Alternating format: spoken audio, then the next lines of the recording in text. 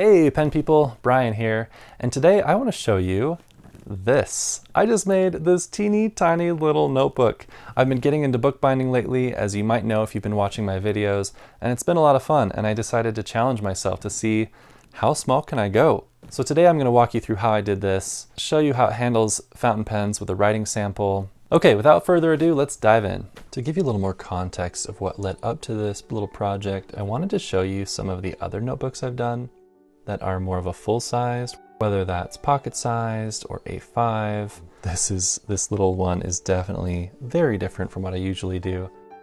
And one thing that really set this project off was I was trimming some Tomoe River paper from A4 size to A5 size to help in the process of making normal size notebooks.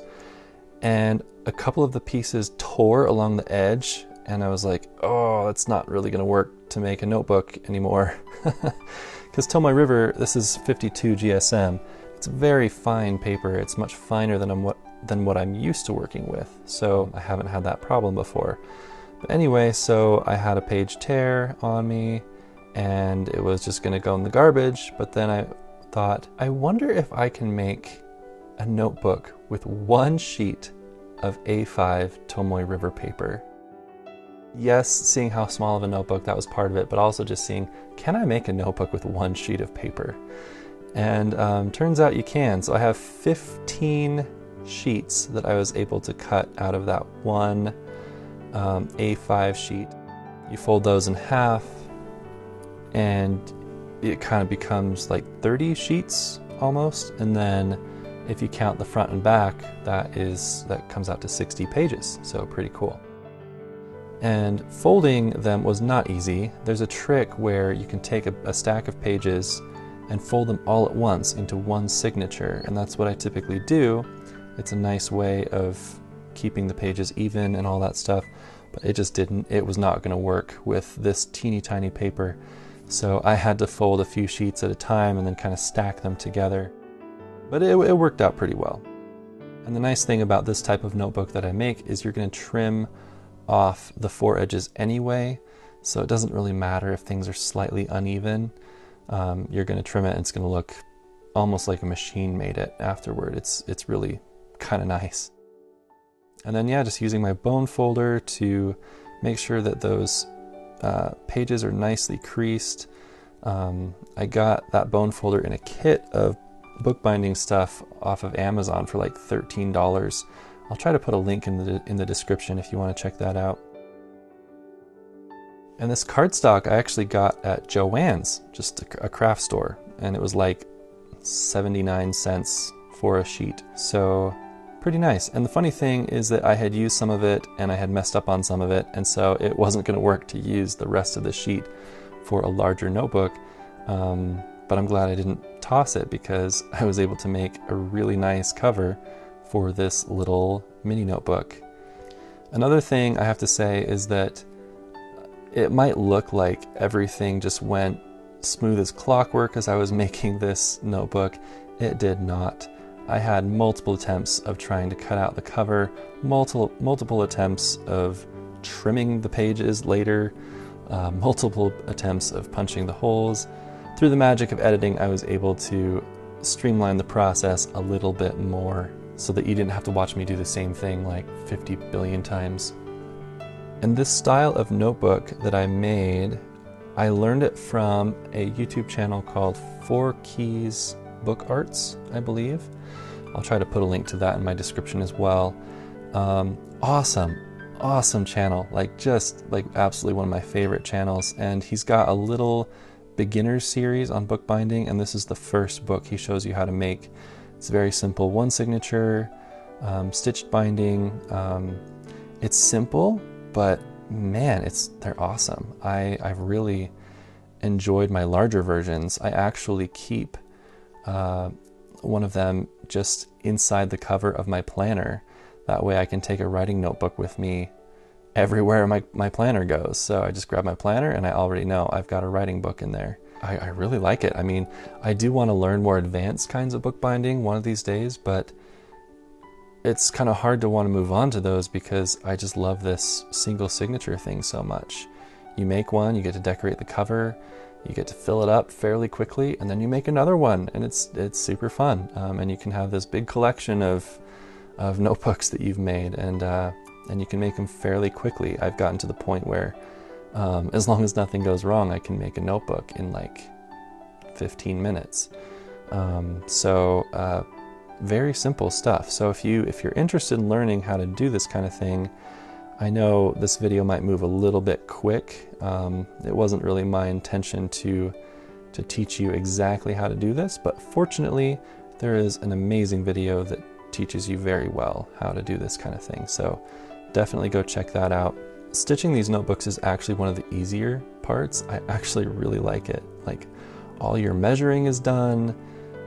You're not cutting things at the moment. You're just sewing, and it's nice. Sometimes the thread does get a little stuck in the hole and you have to really push and yank to get it through, but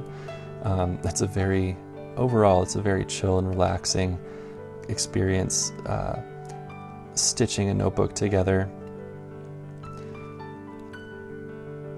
Like I said, I'm not trying to be a whole tutorial here, but basically what you do is you just go through the middle hole, and then you stitch up or down till you get to the end, and then you stitch back that same direction, but you skip the middle hole and stitch the other side, and then you come back up, and the last stitch you do brings the needle through to where you began, and then you can tie a knot to finish it off right in the middle. And you can make it so that knot is on the outside or the inside. There's lots of ways to customize this sort of thing. And then you just trim the extra off, and it might look like the notebook is done and ready to go, and I guess you could say it is, but like I said, you have to trim the four edges of the book, and once you do that, it really just takes something that looks pretty amateur and suddenly makes it look almost like it was made on a machine. Like, it's really nice having that clean, fresh edge where everything is super even. I can't say it turned out exactly that way with this. It was really hard getting my tools to work on this teeny tiny little notebook.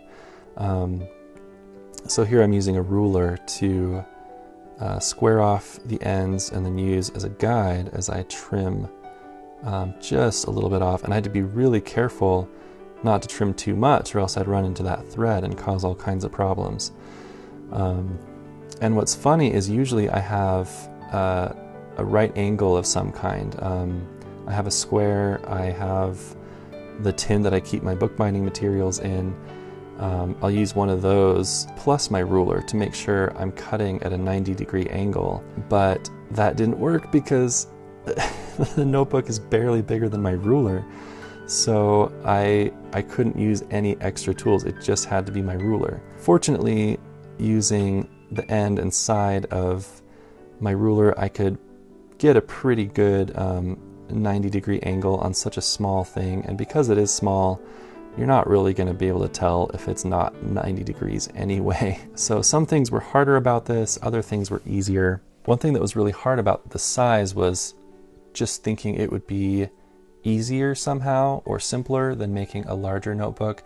So I decided to skip clamping down the pages to keep them all nice and even as I was punching my holes, and it made it really hard. I should have clamped those down. And yeah, I think I mentioned this, but I had to trim the edges of the notebook like 3 times to get it right. It was kind of interesting, but as you can see, it turned out pretty well. I'm pretty happy with how this little thing turned out. And like I said, if you are a bookbinder, or if you just kind of casually make your own notebooks on the side like I do, I want to see if you can make one smaller than me. I'm super curious to see just how small we can get these things. So this quote comes from a book called Peace Like a River by Leif Anger. It is a cool book. I highly recommend it. It is fun, funny, beautifully written, intense. It's awesome. It's one of my favorites. I actually am rereading it right now. And I am using my brand new Lamy Safari Violet Blackberry edition. I will be doing a video about that soon, so stay tuned for that, as well as the blackberry ink that Lamy came out with at the same time that has a really cool sheen to it. I'll be doing a video about that as well, so stick around for that in the coming weeks. Anyway, this quote says, "Once torched by truth, a little thing like faith is easy." I'm not going to expound much on that, but Peace Like a River is full of cool quotes like that, so it's a really cool book.